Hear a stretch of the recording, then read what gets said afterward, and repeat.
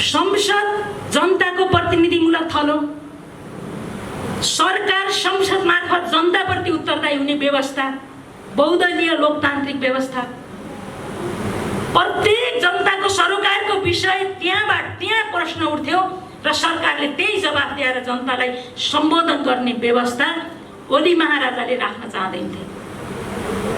सरकार बनाउने स्रोत जनताको सार्वभौमिकताको अभ्यास उसका जनप्रतिनिधि मार्फत गर्नेछ भनेर संविधानमै लेखेको छ र सरकारको स्रोत चाहिँ जनता हो। जनताको सार्वभौमिकता उसका जनप्रतिनिधिद्वारा अभ्यास गरिने भएर संसदले सरकार बनाउने र विघटन गर्ने प्रक्रिया हो र सरकारको स्रोत संसद हो। नीति कार्यक्रम बजेट बनाउने, विघटन गर्ने, कानुन बनाउने, त्यसलाई विघटन गर्ने सबै कुराको निर्धारण जनताले गर्छन्। संसद जनताको प्रतिनिधिमूलक थलो, सरकार संसद मार्फत जनताप्रति उत्तरदायी हुने व्यवस्था, बहुदलीय लोकतान्त्रिक व्यवस्था, प्रत्येक जनताको सरोकारको विषय त्यहाँ प्रश्न उठ्थ्यो र सरकारले त्यही जवाफ दिएर जनतालाई सम्बोधन गर्ने व्यवस्था ओली महाराजाले राख्न चाहदैनथे। सरकार बनाउने स्रोत जनताको सार्वभौमिकताको अभ्यास उसका जनप्रतिनिधि मार्फत गर्नेछ भनेर संविधानमै लेखेको छ र सरकारको स्रोत चाहिँ जनता हो। जनताको सार्वभौमिकता उसका जनप्रतिनिधिद्वारा अभ्यास गरिने भएर संसदले सरकार बनाउने र विघटन गर्ने प्रक्रिया हो र सरकारको स्रोत संसद हो। नीति कार्यक्रम बजेट बनाउने, विघटन गर्ने, कानुन बनाउने, त्यसलाई विघटन गर्ने सबै कुराको निर्धारण जनताले गर्छन्। लोकतन्त्रको अभ्यास अथवा यसले निर्माण गरेका मानकहरूमा खड्ग प्रसाद ओली संसद किन विघटन गर्न चाहे भने उनी एकपटक प्रधानमन्त्री भएपछि अब आजीवन त्यही कुर्सीमा रोइरहने। संसद भयो भने संसदले सरकारको विकल्प खोज्न सक्छ। सरकार भ्रष्टाचारमा चुर्लुममा डुबेको छ। उनका मन्त्रीहरू सीधा भ्रष्टाचार र कमिसनको खुला बार्गेनिङमा बाहिर आइरहेका छन्। भ्रष्टाचार बाहेक अर्को कुरा ओलीको नजरमा सत्य छैन। म भ्रष्टाचार गर्दिन, गर्न दिन्न भनेर चोकमा सरकारी अड्डाका कोठा-चोटाका भित्ताहरूमा त्यो प्रिन्ट गरेर लेखिएको छ र प्रिन्ट गरेर बनाइएको फ्लेक्स अथवा सानसाना ट्याबलाइटहरूमा पनि ओलीको मान्छेहरूले त्यसैमा पनि भ्रष्टाचार गरेका छन्। म भ्रष्टाचार गर्दिन, गर्न दिन्न भन्ने स्लोगान छापेर टाँस्ने ठाउँमा पनि भ्रष्टाचार छ। यो अतिथि कागज जस्तो लेख्न पर्यो नि हो त उनीहरूले यस्तो टेम्प्लेटमा लेखेका छन् मेटलहरूमा। त्यो हजारौं कपी बनाउन पर्यो। ओलीका कोठा चोटामा ओली महाराज जस्तो स्तुति गान जहाँ गाइन्छ त्यहाँ टाँस्न पर्यो र एकमुष्ट अर्डर गरेर टाँसिएको छ। त्यसैमा पनि भ्रष्टाचार छ। हेर्नुहोस् न कतिसम्म हो। हामी यहाँ भएका सबै साथीहरूले इमेल चलाउँछौँ। इमेल एड्रेस खोल्नको लागि आजसम्म हामीले एक पेनी पैसा कहीँ तिरेका छैनौँ। चाहे इमेल भनौँ, चाहे अरू सोसल साइटका विभिन्न एप्लिकेसन्समा हाम्रो एक्सेस पुऱ्याउँ। खड्ग प्रसाद ओलीका छोरा मन्त्रीहरूले सरकारी इमेल एड्रेस खोल्न पनि 10 करोड भ्रष्टाचार गरेको कुरा महालेखाको प्रतिवेदनमा आएको छ। रिटर्न डकुमेन्ट हो महालेखाको प्रतिवेदनमा। खाना चाहिँ के बाँकी राखेको छ ओलीले? खाना लुट्न चाहिँ के बाँकी छ? आज पानीको बोतलदेखि टोयलेट पेपरसम्म ओलीको फोटो टाँसिने पैसाको स्रोत के हो? त्यो पार्टीको। हुन त म सांसद भएदेखि यता मैले 5,80,000 लेबी तिरेछु। हामी जस्तै देशैभरिका मान्छेले तिरे, पार्टीका सदस्यले तिरे। त्यो त संस्थागत पैसा छ। पार्टीको कार्यालय सचिव, सचिवालय सचिवका नाममा राम्रै गाडी र पेट्रोलहरू परिवारका सदस्य समेतले कुदाइरहेको देखेकै छौँ। त्यो सरकारीको पार्टीको सरकारी कोषमा गएको हाम्रो पैसामा लुट त छँदैछ। तर आज ठुला बुख्याचाहरू राजधानीमा ठुला बनाइएका होर्डिङ बोर्डहरूको स्रोत के हो? के को ओलीलाई स्रोत सोध्नु? सिधा लुटेको हो। सही सोध्नै परेन, सिधा लुटेको। अख्तियारमा आफ्ना मान्छे नियुक्ति गर्ने कानुन मिलाएर, अनि यहाँ एउटा मेयरले कहीँ कतै कानुनले नमिलेको कुरा उसले मेयरलाई तिनटै अधिकार छ। हेर्नुहोस्, स्थानीय तहलाई उसले लेजिस्लेचर कानुन बनाउँछ, उसले विधायकी अधिकार प्रयोग गरे भयो, एक्जिक्युटिभ अधिकार प्रयोग गर्छ, जुडिसियरीको पनि अधिकार प्रयोग गर्ने भएर स्थानीय तह शक्तिशाली छ। शक्तिशाली तहमा केही काम गर्दा तलमाथि भएको हुन्छ। आज स्थानीय तहमा हाम्रो पार्टीमा मेयरहरू किन शनाखत गरेनन्? एउटा कारण यही होइन, काहीँ तलमाथि भएकै छ। त्यो भएपछि ओलीका मान्छे अख्तियारमा छन्, त्यो निर्णय खारेज नहुँदासम्म कोही पनि मान्छे यता आउँदैन। यो हामीले देखेका छैनौँ। इभन वडा अध्यक्षहरूलाई गाह्रो, जो विष्णु महतो जस्तो जनताको जनआधारित काम गर्छन्, यस्ता मान्छेलाई ओलीको अख्तियारको के डर भयो? जसले थोरै धेरै तलमाथि गरेका छ तिनका लागि आज पनि ओलीले प्यारलल सत्ता अभ्यास गरेका छ। त्यही कारण साथीहरूले शनाखत गरेनन्। सिम्पल कुरा। खोज्न जाने अनि धेरै पर जान पर्दैन कि मैले सरकारी नै प्रतिवेदनमा आएकै कुरा गर्छु।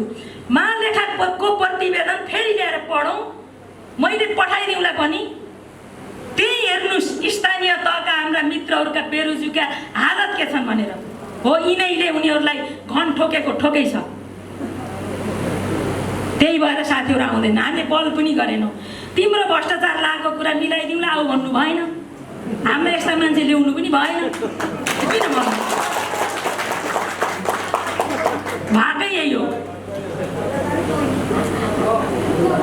सरकारी वेतन खाने गरी राजकीय मामलामा पुगेका हर मान्छेका, मन्त्री भएका हर मान्छेका समस्या यही नै। ज्यादै क्रान्तिकारी मान्छेहरू पनि आज युटर्न भएर फेरि उही ठाउँमा पुग्ने कारण के हो त? केही न केही त होला, केही न केही त होला नि। सरपाको देख्छ, यस्तै हो। धेरै कुरा गोप्य राखौँ। अहिले भनि नहालौँ, चुनावसम्म भन्नु छ नि हामीले पनि, बिस्तारै बिस्तारै भन्ने हो। त्यसकारण यही पात्र र प्रवृत्तिका विरुद्ध हामीले विद्रोह गरेका थियौँ। राज्यको दोहन, डिएनए टेस्ट गरेर उनका मान्छेको नियुक्ति, उनको मान्छेको सपना, एकपटक इतिहासमा आएको मौकाको दोहन, अनि ओलीले संसद, संविधान, व्यवस्था र प्रणालीलाई आफ्नो मुठ्ठीमा राखेर राज्यका अङ्ग र संवैधानिक निकायमा एकलौटी नियुक्ति र त्यसको आडमा सत्तामा विराजमान हुने जुन सपनाले संसद पटक पटक विघटन गर्ने र आफूलाई दखल हुने पार्टी पटक पटक विभाजन गर्ने काम ओलीले जे गरे, यसको विरुद्ध एउटा क्रान्तिकारी पार्टी चाहिन्छ भनेर हामीले विद्रोह गरेका हौँ। चाहिन्छ होइन, आवश्यकता भयो। यो कि चाहिँ हामी भ्रष्टाचारका पक्षमा हामी सोची जानु पर्यो?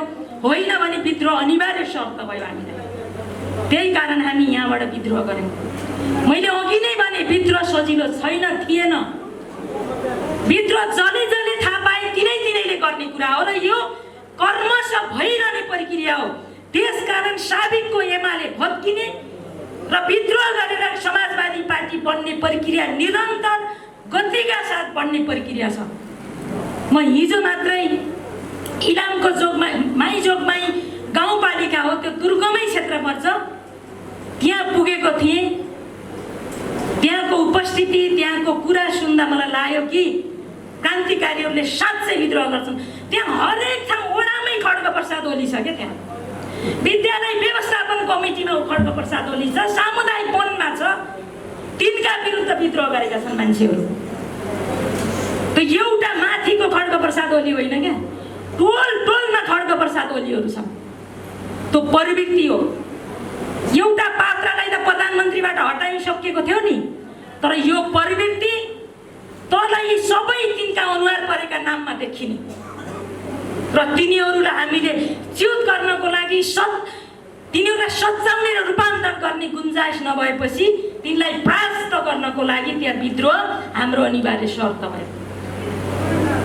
त्यसकारण निर्वाचनको घोषणापत्र हेर्नुहोस् न, हामी जम्मै चुनावी त लडेर आयौँ, समानुपातिक भए पनि प्रत्यक्ष भए पनि। हाम्रा घोषणापत्रहरू के थिए? पल्टाएर हेऱ्यौँ 5 वर्षमा 10,000 मेगावाट बिजुली बनाउने, अन्तर्देशीय प्रसारण लाइन बनाउने, बिजुली निर्यात गर्ने, त्यस पछाडि नेपालको ट्रेड डेफिसिट घटाउने। खड्गप्रसाद ओलीले कुन चाहिँ विद्युत गृह उत्पादन गर्नलाई उनले यहाँ सुरु गरे, कुन चाहिँ प्रसारण लाइन निर्माण गर्न उनले चाहिँ थालनी गरे। अहिलेसम्म नेपालको सडकको सञ्चार एक्सेस पहुँचको लागि हामीले सडक बनायौँ, जनताको सामान्य सुविधाको लागि सडक बनायौँ। अब सडक मार्गहरू इकोनोमिक पर्सपेक्टिभबाट हेर्नुपर्छ। ढुवानीको लागि त्यसले चाहिँ हाम्रो ढुवानीको लागत घटाएर वस्तुको मूल्य घटाउँछ भन्ने सिद्धान्तको आधारमा अब हामीले इकोनोमिक राजमार्गहरू बनाउनु पर्छ भनेर लेख्यौँ। खड्गप्रसाद ओलीको कार्यकालमा कुन चाहिँ राजमार्गको बारेमा त्यहाँ तपाईको सामान्य प्रोजेक्ट डिजाइन मात्रै होइन, प्रोजेक्ट डिपिआर बन्यो अथवा कुन चाहिँ प्रोजेक्टको डिजाइन बनियो या ठेक्कालाई या पैसा छुट्याइयो छैन। सहरीकरण गर्ने भन्यौँ, हामीले केही महत्त्वपूर्ण स्याटेलाइट सहरहरू बनाउने भन्यौँ। खड्गप्रसाद ओलीको स्याटेलाइट सहर 300 खर्बसम्म पैसा मिल्यो भने दमकमा लगेर हाल्ने, अनि त्यहाँ पैसा हालिसकेपछि जम्मै भोट चाहिँ जनताले वारवार्ती दिन्छन् भने आज असन्तुलित विकास। खड्गप्रसाद ओली शक्तिमा भएको बेलामा दमकका मान्छेले विकास पाउने कि हुम्लाको मान्छे चाहिँ हुम्लामा जन्मेको कारणले नै राज्यबाट अपलित हुने, यही हो सन्तुलित विकास। शक्तिशाली नेता नभएकै कारणले जनताको भाग्यमा बादल लाग्नु पर्ने, ग्रहण लाग्नु पर्ने, यही हो न्यायोचित व्यवहार। सामाजिक न्यायको हिसाबले हेर्नुहोस्, अपराधलाई नियन्त्रण गर्ने कुरा गर्नुहुन्छ भने निर्मला पन्तको 13 वर्षीय बालिकाको बलात्कारपछि हत्या भयो, अपराधी खुलेआम हिँडेको छ। खड्गप्रसाद ओलीको सरकारले अनुसन्धानमा काबिल तपाईको अनुसन्धान अधिकृतमाथि कारबाही गर्छ। मानव अधिकार आयोगमा खड्गप्रसाद ओलीका चाटुकारहरूलाई नियुक्ति गरेको छ, एक लाइन सरकारलाई खबरदारी गर्दैन। हालत हेर्नुहोस्, मैचुक निर्मला जस्तै भागीरथी थुप्रै नानीहरूको बहिनीहरूको बलात्कारपछि हत्या भएको छ, त्यो छैन। अनि हामीले केही गेम चेन्जर परियोजनाका बारेमा गफ गर्यौँ। लगानी बोर्ड जस्ता केही वैदेशिक लगानी भित्राउने केही एजेन्सीहरू छन्, त्यहाँ उनका मान्छेको नियुक्ति अयोग्य मान्छेहरूको थ्रेसहोल्ड घटाउँदा पनि एउटा राम्रो एफटिआई नेपालमा भित्रिँदैन। एउटा शिवम सिमेन्ट बाहेक एउटा गतिलो कहीँ आएको हामी भेट्दैन, त्यो फेरि अपरेसनमा आइसक्यो। 16 महिनामा त्यसले काम सुरु गर्यो। शिवम होइन, अंशी सिमेन्टको कुरा थियो। त्यसकारण हामीले विदेशी लगानी ल्याएर गर्छौँ भने विकास पनि त्यस्तो छ होइन। गफ एकातिर गर्ने अर्कोतिर। खड्ग ओलीका चुच्चे रेल, पानी जहाज, घर घरका पाइपलाइनमा ग्यास कहाँ पुगे? अरूले नै अरू सरकारको बेलामा ठेक्का लाएर ओलीको पालामा आएको रेल, ओलीले नियुक्ति गरेको जिएमले अरू सोसल साइडमा के गर्दैछ, जनकपुरमा रेल तिरपालले छोपेर राखेको छ। कति वर्ष भयो? पत्रकार मित्रहरूले हेरेर लेखिदिनुहोस् ओली सरलाई। रेल त आएको थियो नि, चलाउने होइन र कि हेरेर चित्त बुझाउने हो, पानी छम्किने भनेर बाका गफ। चुच्चे रेल यता केरुङबाट आउँछ, उहाँ छोराको गाउँ पर्वतमा स्टेसन राख्ने के सुनेका थियौँ हामी त। पानी जहाज त यहाँ स्टिमर चलाउँछन् हाम्रो व्यवसाय साथीहरूले नारायणीमा। कुन दिन खड्गप्रसाद ओलीका चाटुकार छोराहरूले यही हो बाले ल्याएको पानी जहाज भन्न बेर छैन। विकासको कुरा यो छ। 7 दशक लाएर हामीले संविधान जनताले बनाउनु पर्छ भनेर बनायौँ। यही संविधानको कष्टमा 17,000 मान्छेले बलिवेदीमा चढे। त्योभन्दा अगाडिका गङ्गालाल शुक्रराज शास्त्री धर्मभक्त माथेमादेखि अगाडिका सङ्गठित योगमायासम्मका मान्छेहरूको सङ्गठित असङ्गठित विद्रोह र त्यो विद्रोहले एउटा क्रान्तिको रूप धारणा गरेको 62-63 सालको ऐतिहासिक जनक्रान्ति, त्यो क्रान्तिका उपलब्धिहरूलाई संस्थागत गरेको संविधान 2072 संविधान आएको 5 वर्षमा खड्गप्रसाद ओली यो संविधानलाई निकम्मा साबित गर्न चाहे दुई पटक संसद विघटन गरेर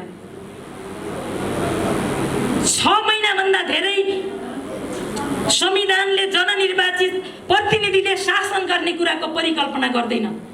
उनी संसद विघटन गरेर पटक पटक मन्त्रीमण्डल विस्तार गर्छन्, मान्छेहरूलाई 2 दिन भयो नि झन्डा हल्लाउने अवसर दिन्छन्। कारण के भने उनका भजन मण्डलीहरू चाकरहरू बढाउने उनको प्रयास हुन्छ। यो अवस्था छ। खड्गप्रसाद ओलीको कदमलाई यदि अदालतले नसच्चाएको भए वैशाखमा चुनाव हुने रहेछ त।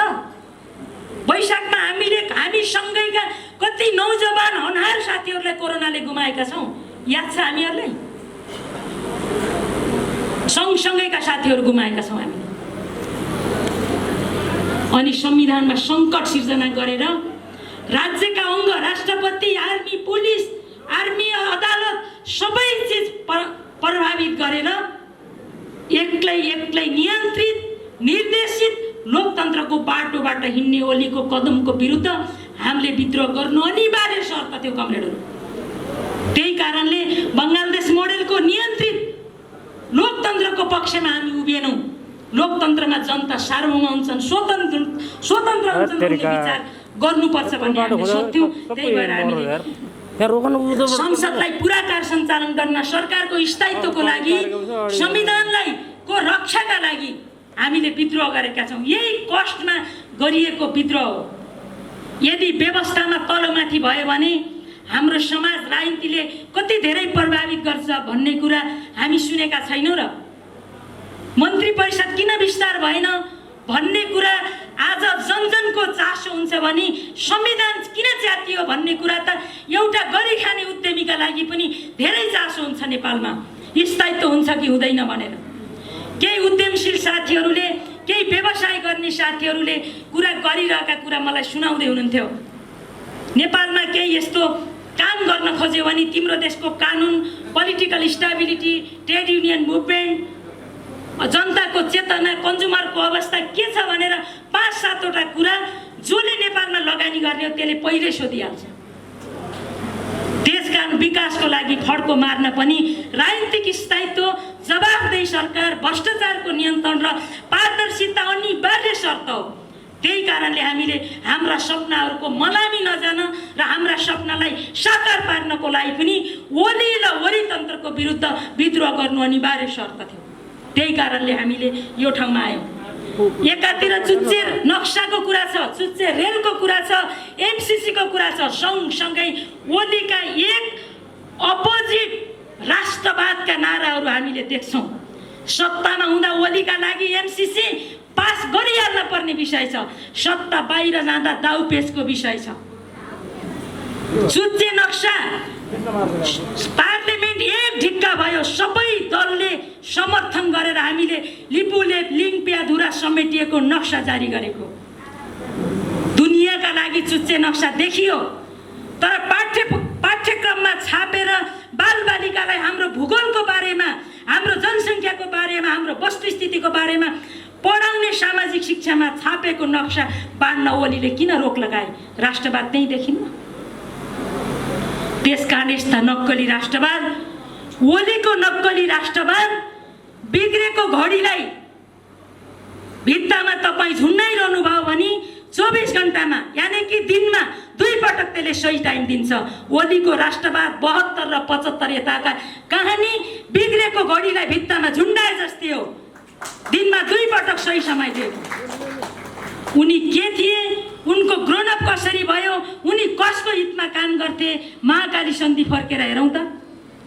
महाकाली सन्धिमा उनको नाफा कति हुन्छ भनेर भनेको आज महाकाली एकीकृत विकास परियोजना पञ्चेश्वरको हालत के छ?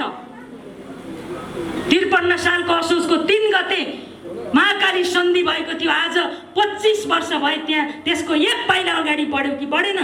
त्यो राष्ट्रहित विपरीत थियो भन्ने कुरा देखियो कि देखिएन? शारदा ब्यारेजमा यता चाहिँ कमिला फर्किने पानी छ, उता समुद्रै फर्काएर लगेको छ। हामीले त्यो पानीको साझा नदी हो भने त्यसको स्वामित्व आधा आधा हुन्छ भन्ने अन्तर्राष्ट्रिय सिद्धान्त अनुसार पनि हामीले प्राप्त गर्ने आज त्यो हालतमा हेर्नुस् असमान सन्धि थियो भन्ने कुरा। त्यसका पक्षपाती खड्गप्रसाद ओली आज राष्ट्रवादी ठहरिनु भनेको बिग्रेको घडीले दिनमा 2 पटक सही समय दिनु जस्तै हो। सामन्त कुमार गोयल गएको कार्तिकको 5 गते नेपाल फर्केपछि उनले संविधानका विरुद्धमा, संघीयताका विरुद्धमा, धर्मनिरपेक्षता विरुद्धमा, समावेशी र सहभागितामूलक शासन प्रणालीको विरुद्धमा र संसद विघटन गर्नेसम्म उनले लगातार एक्लै केही स्टेप चाले। कसको निर्देशनमा गरिरहेका थिए यो हामीले नदेखेको हो र? त्यसकारण धेरै राष्ट्रियताको मुखुरो पनि उदाङ्गो भइसकेको छ। त्यसकारण हाम्रो मुलुकको सार्वभौमिकताको रक्षा जनताले नै गर्छन्, त्यसको नेतृत्व हाम्रो पार्टीले गर्छ। त्यही कारणले पनि राष्ट्रियताको संरक्षणको लागि, प्रवर्धनको लागि, राष्ट्रिय स्वाभिमानको रक्षार्थ पनि ओली र ओलीको कम्पनीबाट विद्रोह गरेर राष्ट्रिय स्वाभिमानका लागि हामी आउनुपर्ने अनिवार्य शर्त थियो। त्यही भएर हामी यो ठाउँमा आयौँ। देश कसरी जान्छौँ, हामी कसरी जान्छौँ भन्ने कुरा सायद हाम्रो सिद्धान्त, नीति, कार्यक्रम, हाम्रो कार्यदिशा, हाम्रा कार्यभार, हाम्रो सङ्गठन, हाम्रा सोच, हाम्रा सङ्कल्पले नै निर्धारण गर्छ हामी जाने बाटो के हो भन्ने कुरा। यति कुरा हामीले बुझिसकेपछि कम्तीमा व्यक्ति पूजा होइन, विचार सिद्धान्त विहीन पुतलाको पूजा होइन, हामी विचार, राजनीति, सिद्धान्तकै तहमा यो पार्टीभित्र डिबेट गर्छौँ। नेपाली समाजको आजको वर्ग संरचना, आजको जातीय विभेद, वर्गीय विभेद, क्षेत्रीय विभेद, लैङ्गिक विभेद र आजका आकाङ्क्षाहरूलाई सम्बोधन गर्नको लागि नेपाली समाजको वर्ग र सामाजिक चरित्रको यथार्थ विश्लेषणसहित यसका अन्तर्विरोधहरूलाई हल गरेर अगाडि जाने हाम्रो प्रमुख कार्यभार हो। त्यसकारण कम्युनिस्ट डक्ट्रिनमा के भनियो भने वर्गहरूको अन्त्य भयो भने वर्गीय मुक्ति सँगसँगै सबै प्रकारका मुक्ति सम्भव छ भनिएको सन्दर्भमा नेपाली विशिष्टतामा के हो त मार्क्सवाद लेनिनमा? के नेपालमा वर्गीय मात्रै विभेद छ वा जातीय, क्षेत्रीय, लैङ्गिक, भाषिक, क्षेत्रीय यस्तो पनि विभेद छ? कसैले भनेको आधारमा, कोही अभियन्ताले भने भनेर होइन, साँच्चै सामाजिक जीवनमा हेरौँ। अब हामीले आजको अवस्थामा हामी यो संविधानको रक्षा गर्न, सरकारलाई पूर्णता दिन र सरकारले जनपक्षीय काम गर्नको लागि अब हामी कसरी बढ्छौँ भन्ने कुरा अझै महत्त्वपूर्ण कुरा छ। र आगामी निर्वाचन र निर्वाचनपछि सरकारको स्थायित्वका बारेमा पनि संयुक्त मोर्चाको अवधारणा के हुन्छ भन्ने कुराको सैद्धान्तिक छलफल गर्नुपर्ने बेला भएको छ। अबको 7-8 महिनापछि हामी स्थानीय चुनावमा होमिनै हाल्नेछौँ। हाम्रो पार्टी निर्माणको एउटा 50% काम त स्थानीय चुनावमा हामी जब होमिनेछौँ त्यति बेला त्यसले पूर्णता पाउँछ। अहिले हामी विद्रोहमा छौँ। यो विद्रोहको प्रक्रिया त्यहाँ पुग्दा अझै तीव्रता गतिमा बढ्नेछ। साबिकको एमाले पार्टी र अरू पार्टीबाट पनि विद्रोह हुने र नेकपा समाजवादीमा सामेल हुनेहरूको ठुलो पङ्क्ति हुनेछ। उनीहरूलाई राजनीतिक हिसाबले, वैचारिक हिसाबले, नीतिगत हिसाबले त्यसका पार्टीका आदर्श र मूल्यमा समाहित गरेर हामीले एउटा साझा वामपन्थी पार्टी निर्माण गर्ने अभियानले त्यहाँसम्म अझै तीव्र रूप पाउने भएको भएर हामी आज वामपन्थीहरूको ध्रुवीकरणको पक्षमा मोर्चाको हिसाबले र संयुक्त मोर्चा, वाम लोकतान्त्रिकहरूको एउटा संयुक्त मोर्चाको अवधारणाले अगाडि बढ्नुपर्छ। आजको संविधानमा, कानुनमा विद्यमान व्यवस्थाले जुन निर्वाचन प्रणाली हामीले अवलम्बन गरेका छौँ, एउटै पार्टीले बहुमत प्राप्त गर्ने निर्वाचन प्रणाली होइन यो। जब यहाँ अहिले गोदावरीको जङ्गलको चिसोको राप लिइरहेका, शीतल तापिरहेका हाम्रा कतिपय मित्रहरूका मलिन अनुहारहरू हामीले देखेका छौँ। ती मलिन अनुहारका लागि पनि ठाउँ यही हो। हिजो अत्यधिक क्रान्तिकारी भएर विद्रोहमा आएका साथीहरू क्रान्तिले एउटा चरण पार गरिसकेपछि शान्तिपूर्ण आन्दोलनमा त्यो आन्दोलन रूपान्तरित भइसके गरिसकेपछि किनारामा रहेका घाइतेहरू, बेपत्ताका परिवारहरू, यस्तो आन्दोलनमा मेन स्ट्रिम नभएका साथीहरूको लागि पनि एउटा क्रान्तिकारी पार्टी यही नै हुनेछ। इतिहासमा धेरै पहिलेदेखि कम्युनिस्ट आन्दोलन, वाम बुद्धिजीवीको हिसाबले योगदान गरिरहनु भएका सबैको हिसाबले वैचारिक राजनीतिक छलफल गर्ने र एउटा साझा नेतृत्वको आधारमा अगाडि बढ्ने पार्टी पनि यही पार्टी हुनेछ। किनभने हामी विचार सिद्धान्तको आधारमा पार्टी निर्माण गर्छौँ, न कि मोजामा खड्गप्रसाद ओलीको फोटो छापौँ। अब त मोजामा टावेलमा, गन्जीमा, टोइलेट पेपरमा, यस्तो टिस्यु पेपरमा खड्गप्रसादको ट्रेडमार्क ब्रान्ड भयो। अब हो त्यो नक्कली ब्रान्ड, उपभोग गर्न अयोग्य ब्रान्डका विरुद्ध जनताले अर्ग्यानिक उत्पादन हामी आफै गरौँ, उखुको रस बनाऊ, जसलाई आज जबरजस्त मल्टिनेसनल कम्पनी जस्तै ब्रान्डिङ गरिँदैछ नि, त्यो नक्कली विषाक्त उत्पादन हो। र त्यो विषाक्त कार्यक्रमले, नीतिले, प्रवृत्तिले, उद्देश्यले, आकाङ्क्षाले, लोभले ती चाकरहरूको ब्रान्डका विरुद्ध साँच्चै राम्रो कम्युनिस्ट पार्टीको ब्रान्ड हामीले बनाउने हो। यो ब्रान्ड बनाउन हामी लाग्ने हो। त्यसकारण यो पार्टी यसरी बन्छ। मैले यति कुरा संयुक्त सरकार वामपन्थीहरूको ध्रुवीकरणको कुरा गरिसकेपछि एकजना मित्रले सानो एउटा आर्टिकल लेख्नु भएको रहेछ यो खड्गप्रसाद ओलीको प्रवृत्तिका बारेमा। म यहाँ पनि सुनाउन मन लाग्यो। एउटा कमजोर पृष्ठभूमिबाट आएको मान्छे, उसको आर्थिक र सामाजिक अवस्थाले सही शिक्षा, दीक्षा लगायतका चिज प्राप्त गर्न सकेन। जबरजस्त ऊ संजोगले शासकीय रूप धारणा गर्न पुग्यो भने के हुन्छ भन्ने कुरा पूर्वी युरोपको रोमानिया भन्ने देशमा एकजना निकोलाई चाउस्की भन्ने एकजना यस्तै पात्र रहेछन्। गरिबीको कारणले पढ्न नपाएका, आकाङ्क्षाको हिसाबले एउटा शक्तिशाली नेताको यसो चाकर बनेका र संजोगले तिनै मान्छे शासक भएपछि अग्ला प्रतिमा बनाउनेदेखि उनले जे गरे 1965 देखि 74-75 सम्म, त्यही रोमानियामा कम्युनिस्ट शासन पतनको कारण पनि तिनै भयो। त्यसकारण खड्गप्रसाद ओली तेह्रथुमको आख्याईबाट मकैको भात खान नपुगेर धापा झरेको मान्छे, अर्काको घरमा भैँसी चराएर बसेको मान्छे, उच्च शिक्षा पढ्ने सामर्थ्य नभएको मान्छे आज संसारका रिनाउन युनिभर्सिटीबाट मानव डक्टरेटको सर्टिफिकेट बोकेर आफूलाई मक्ख बनाउँदैछन्। ठ्याक्कै यो निकोलाई चाउस्की जस्तै पात्रसँग मिल्छ। संजोगले वामदेव गौतम जस्ता केही मान्छेहरूको कारणले ओली पुनः कहिल्यै पनि सत्तामा आउन नसक्ने मान्छेलाई सत्तामा ल्यायो। आज ओली एक व्यक्ति एक पद, झलनाथ खनाल प्रधानमन्त्री हुँदा एक व्यक्ति एक पदको कुरा गर्ने, अनि वामदेव गौतमहरूले त्यहाँ साथ दिए। यता झलनाथ खनाल पार्टीको अध्यक्ष, खड्ग ओली दलको नेता, खड्ग ओलीको उदय त्यहीँबाट आयो। 70 मा चुनाव भयो, 71 मा उहाँ पार्टी अध्यक्ष हुनुभयो। त्यसपछि दलको नेता, पार्टी अध्यक्ष, प्रधानमन्त्री, फेरि उहाँ बहुपद उहाँलाई। त्यो कुरा भन्दै आइयो। त्यति मात्रै होइन, 74 मा चुनाव भयो।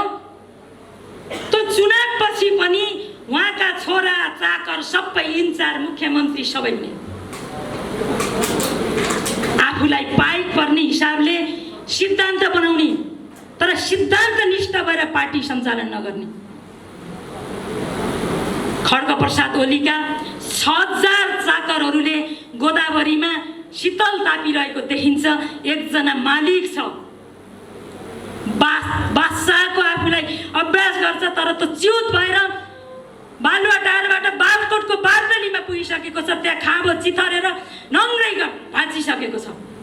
अनि त्यहाँ ठुल्ठुला अग्ला प्रतिमा बनाएर, कागजका पुतला बनाएर त्यहाँ यसो सरगर्मी बढाइएको छ। 6000 चाकरहरूले स्तुतिगान गाएका छन्। विचार, सिद्धान्त, नीति, कार्यक्रम, त्यसको मार्गनिर्देशनका बारेमा विधान सम्मेलनमा कहीँ चर्चा छैन। चाकरहरूले ताली बजाएका छन्। मालिकको फोटो मार्क्समा, बोतलमा, टोइलेट पेपरमा यत्र तत्र सहरभरि छापिएको छ। यस्तो कहिले भएको थियो भने 62-63 सालको ऐतिहासिक जनक्रान्तिको उर्लदो अवस्थाका बीचमा राजा ज्ञानेन्द्रका पनि यस्तै अभिनन्दन सभाहरू हामीले देखेका थियौँ। 46 सालको जनआन्दोलनका पञ्च र्याली त त्यति हामीले देख्न पाएनौँ, तर मेरो अगाडिको सिनियर पुस्ता सबैले देख्यो। 25 गतेसम्म पञ्च र्याली हुन्थ्यो, 26 गते राजाले बहुदल घोषणा गर्नुभएको थियो। त्यसकारण खड्गप्रसादको यी कुराहरू पनि अहिले दलाल पुँजीपतिसँग र राज्यको दोहन गरेको पैसा रोन्जेल चाकरहरूले त्यसको लोभमा ताली बजाउन्जेलसम्मको त्यो रोनको, नत्र 6000 मान्छे। त्यसकारण ओलीको प्रतिगमन हामीले ढाल्छौँ र हामी विजय प्राप्त गर्छौँ भन्ने कुरा हामीले त्यो बेला भनेका थियौँ र यो सत्य साबित भयो। र मैले आज यही ठाउँबाट अर्को एउटा सन्देश दिन चाहन्छु कि ओलीका अग्लो कदको पुतला मुनि होचो कदको निज मान्छे भएर अस्तित्व गुमाउनु भन्दा यो क्रान्तिकारी पार्टीमा विद्रोह गरेर यहाँ आउनुहोस्, हाम्रो नेतृत्व गर्नुहोस्, तपाईँहरूलाई हामी अगाडि ल्याउन तयार छौँ र तपाईँहरूले त्यहाँ आफ्नो स्वाभिमान नगुमाउनुहोस्। ट्रेडमार्कमा नक्कली विषाक्त पदार्थ हालेर उत्पादन गरियो भने कसैले पनि उपभोग गर्दैन र कुनै पनि अन्तर्राष्ट्रिय ब्रान्डहरू जनताको चाहना अनुसार आफूलाई अपडेट गरेन भने पनि ती सयौं हामीले जाने सुनेका ब्रान्डहरू आज लोप भए। त्यसकारण ती ब्रान्डहरू पनि लोप हुन्छ। आज हाम्रो साथीहरूले चलाइरहेको क्यामेरा निकोन अथवा यी क्यामेराहरू भन्दा अगाडि कति राम्रा राम्रा क्यामेरा थिए, स्टिल क्यामेरा, ती आज कहाँ गए त? यस्तै हो, फोनका सेटहरू अब हामी सबैका हातमा स्मार्टफोनहरू छन्। त्यो बेलाका यो नम्बर हान्ने फोनहरू कहाँ गए? त्यसका कति राम्रा राम्रा ब्रान्डहरू थिए। जब समयको वेबलाई समाउन सकेनन्, जनताको आकाङ्क्षालाई, उपभोक्ताको आकाङ्क्षालाई सम्बोधन गर्न सकेनन्, ती चाहनाको रोजाइमा परेनन्, त्यस्ता अन्तर्राष्ट्रिय ब्रान्डहरू लोप भए जस्तै खड्गप्रसाद ओलीको मोजा ब्रान्ड त यसै लोप हुनेवाला छ साथीहरू। त्यसकारण ब्रान्ड पिय योग्य, ग्रहण गर्न योग्य हुनुपर्छ। त्यसकारण त्यस्तो ब्रान्डका पछि नलाग्नुहोस्। सूर्य चिन्हको ब्रान्ड कसले बनायो? यी हिजो पञ्चायतमा जनपक्षीय उम्मेदवार बोकेर हिँड्ने हाम्रो सिनियर पुस्ताले बनायो। पछिल्ला दिनमा हामीले बनायौँ। ब्रान्ड चिन्हको किन हुन्छ भन्दा जहाँ चेतना र लिटरेसी साक्षरता दर निकै कम हुन्छ, त्यस्तो मुलुकमा आफ्नो विचार पढे लेखेका मान्छे नभएको कारणले विचार रोज्नलाई चिन्ह रोज्न पर्ने हुन्छ। त्यस्तो समाजमा आफ्नो अभिमत व्यक्त गर्न चिन्ह खडा गरिएको, त्यो कुनै विचार होइन। त्यसकारण चिन्ह जे पनि हुन सक्छ। चिन्ह कुनै साध्य होइन, एक हिसाबले साधन पनि होइन। चिन्ह भनेको चिन्है हो, त्यही रूपमा बुझ्नुहोस्। सूर्य चिन्हमा मान्छेले भोट हाल्छन् नि भन्ने सन्दर्भमा मैले पहिले पनि भनेको थिएँ। 64 सालमा सूर्य चिन्हमा 240 सिट प्रत्यक्षतर्फ निर्वाचन हुँदा किन 33 सिटमा मात्रै हाले त जनताले भोट? सूर्य चिन्ह त हामीले 48 सालदेखि ल्याएको थियौँ नि त। जनताले भोट विचारलाई हाल्छन् कि चिन्हलाई हाल्छन् भन्ने कुरा हामीले परीक्षण गरेर आएनौँ र अभियानमा छौँ। यो अभियानमा वडा तहसम्म पार्टी बन्दैछ र मेरो एउटा आग्रह के छ भने पार्टी निर्माण भएको 1 महिना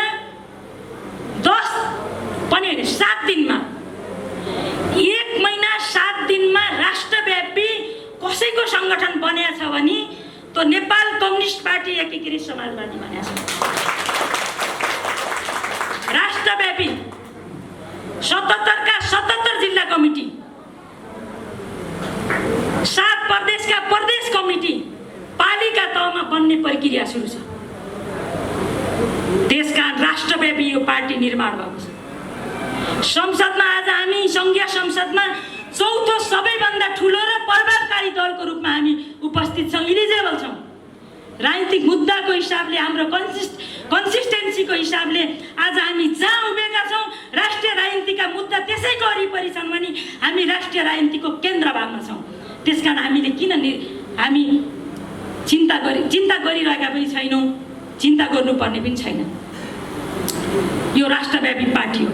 हामीले यो पार्टी 40 वर्ष मुनिका 40% युवाहरूलाई प्रत्येक कमिटीमा सङ्गठित गर्ने सङ्कल्पै गरेका छौँ। इभन केन्द्रीय कमिटीमा युवाहरूको जोस, सिनियर भेटरान कम्युनिस्टहरूको सोच, यी दुईटा चिजमा फ्युजन गरेर बीचका अवसरवादीलाई प्रस्त होइन कि धुले साथ पार्नको लागि हामी यसरी गर्छौँ।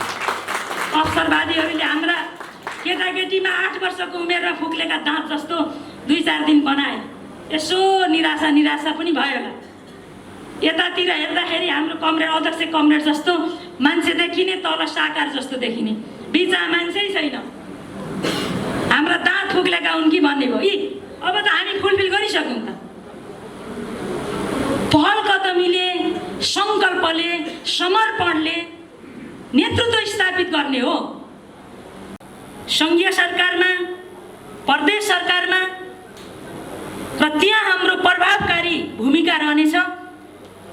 जनआकाङ्क्षीहरूलाई हामीले यो छोटो समयमा कति गर्न सकिन्छ त्यो आधारमा सम्बोधन गर्ने कोसिस मात्रै होइन, अधिकतम कोसिस दत्तचित्त भएर त्यसमा हामी सबैले, हाम्रो पार्टीका प्रतिनिधिहरूले त्यहाँ काम गर्नुहुनेछ। यो बाटोतर्फ हामी जानेछौँ। त्यसकारण म यो नवगठित कमिटीका अध्यक्ष सहितका सबै आदरणीय कमरेडहरूलाई हार्दिक बधाई र शुभकामना दिन चाहन्छु। अब म फेरि, मलाई कृष्ण दाइले अर्को वडामा बोलाइहाल्नुहुन्छ, मलाई थाहा छ। दाइले बोलाएपछि म हुन्न भन्दिनँ, यो पनि थाहा छ। अब अर्को वडामा फेरि भेट्ने गरी बिदा हुन चाहन्छु। धन्यवाद।